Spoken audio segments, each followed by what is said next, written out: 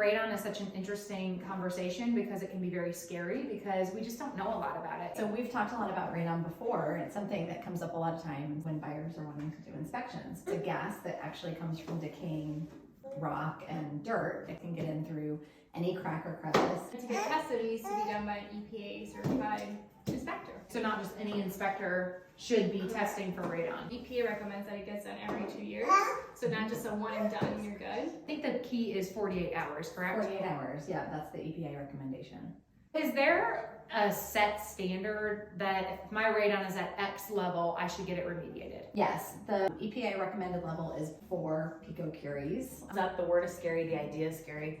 But ultimately, I think like as long as the levels are tested and people understand that if there are high levels, you can get a system put in for what, maybe $1,000, $2,000 maximum for most houses. For the whole house. And with that, with the system, you could even get potentially better air quality than you had before. So it's not a scary thing. That's the biggest takeaway. The main thing is that people know we are here to provide resources. We can connect with good inspectors because we work with the best and keep people healthy and safe.